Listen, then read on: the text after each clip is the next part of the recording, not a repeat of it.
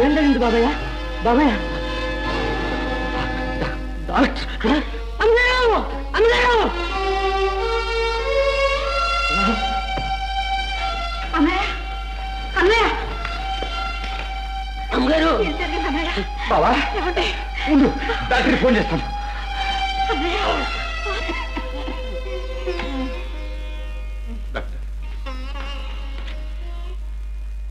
మరేం పర్వాలేదు. జ్వరం కాస్త జాగ్రత్త పర్వాలేదు. ఎందుకైనా మంచిది. ఈ రాత్రంతా కాస్త జాగ్రత్త చూస్తున్నాను. వస్తాను. Thank you. లలిత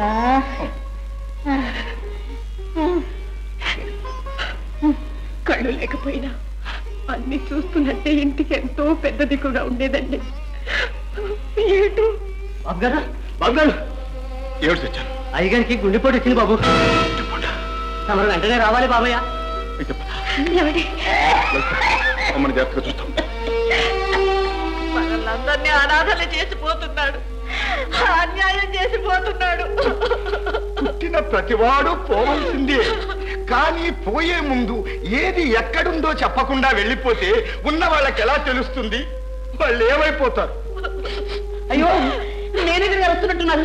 పదండి గదిలోకి వెళ్ళి అందరం కట్టకట్టుకుని నెమ్మదిగా ఏడుదాం. పద రావి. ఏమిటిది? Mild heart attack. మరేం భయం లేదు. ప్రస్తుతానికి అపాయం తప్పినట్టే. చూడండి, ఇప్పుడు ఆయన డిస్టర్బ్ చేయకండి. ఆయనకి విశ్రాంతి చాలా అవసరం.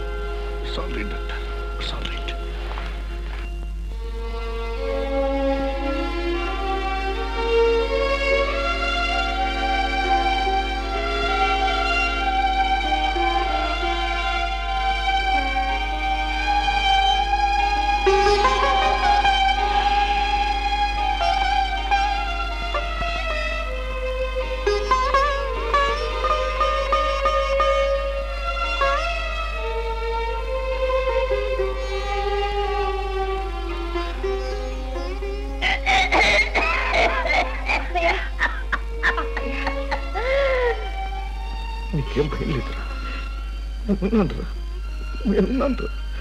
You will be all right. You will be all right. స్వామి ఏడుకొండలవాడ వెంకటరమణ, నడిచి నీ కొండకు వస్తాను. నా శ్రీధర్ని కాపాడు స్వామి.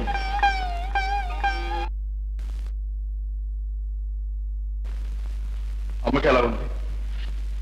రాత్రి బాగా నిద్రపట్టిందా? పడితే ఏం పట్టకపోతే మీ శ్రీధర్ కులాసాగా ఉన్నారుగా. లేకపోతే ఏమిటండి, అత్తయ్య మూసలు కళ్ళు తెరవకుండా పడున్నారే. మీ దాన్ని మీరు అర్ధరాత్రి వేళ మమ్మల్ని వదిలేసి వెళ్ళిపోతారా? ఆ శ్రీధర్కి ఏ తక్కువని తెల్లాలి అక్కడే కాపలా ఉన్నారు. ఫోన్ చేస్తే 10 మంది డాక్టర్లు వస్తారు.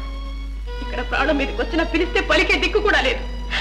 ఒంటరి దాన్ని, ఆడదాన్ని, నేనేం చేయగలను?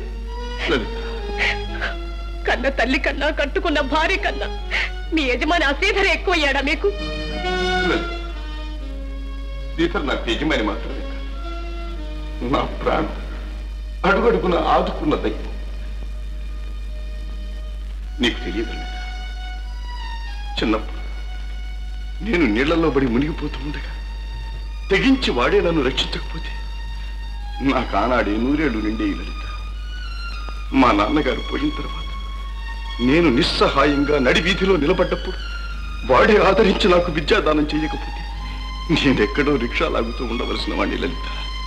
అంతెందుకు, మా అమ్మగారు అడిగిన కట్నం మీ నాన్నగారు ఇవ్వలేకపోతే, మన ప్రేమను గుర్తించిన వాడు రహస్యంగా మీ నాన్నగారికి సాయపడకపోతే మనం భార్యాభర్తలం అయి ఉండేవాళ్ళం కాదు లలిత.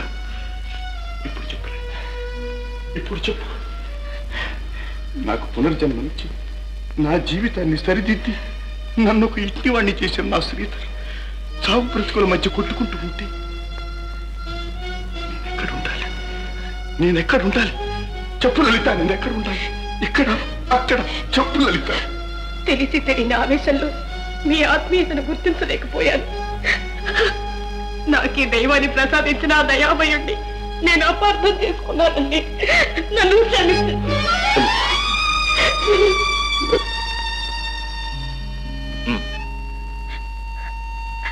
అరుణ, రవి, నువ్వేం కంగారు పడకు.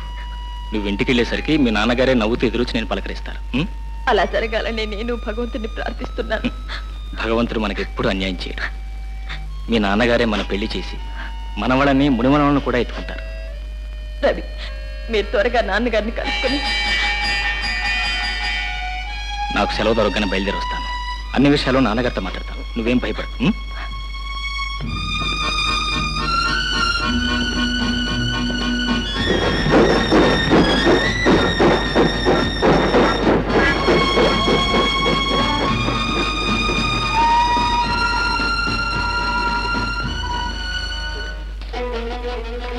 అరుణా, వచ్చావా తల్లి? మీ నాన్న నువ్వు కన్నారా చూస్తావో లేదో అనుకుంటావే అమ్మా. కాస్తలా తప్పింది కానీ మనల్లందరినీ దిక్కు లేకుండా చేసి వెళ్ళిపోయేవాడేనమ్మా.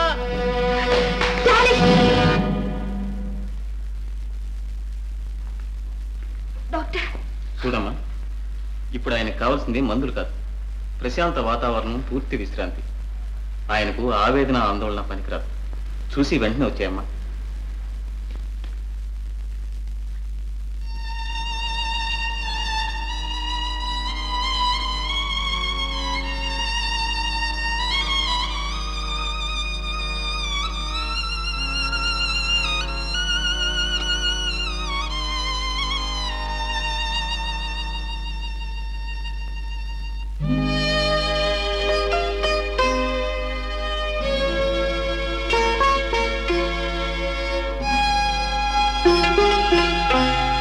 ఏమ్మా, మాట్లాడకుండానే వెళ్ళిపోతున్నావు? అబ్బే ఏం లేదు డాడీ, నువ్వు బాగా విశ్రాంతి తీసుకో, నీకేం భయం లేదు. నేను వచ్చేసాక. అదేనమ్మా నా ధైర్యం. అందుకే నేను పూర్తిగా విశ్రాంతి తీసుకోవాలి. డాడీ, ఏమ్మా, మీ స్నేహితురాలు పెళ్లి బాగా జరిగిందా? డాడీ, నీకు బెంగళూరు నుంచి ఏం తెచ్చానో తెలుసా? దీని అవసరం ఇప్పుడు కాదమ్మా.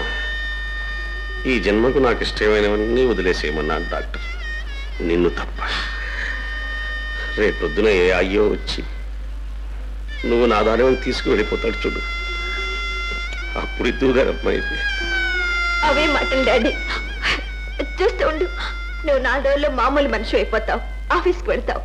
డాడీ డాడీ నాకు అది కావాలి ఇది కావాలని నేను నీ దగ్గరికి వస్తాను.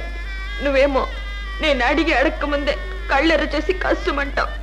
నేనేమీ మాట్లాడలేక ఏడుస్తూ వెళ్ళిపోతాను. అంతే కదా డాడీ? అరుణా, అమ్మా అరుణా. డాడీ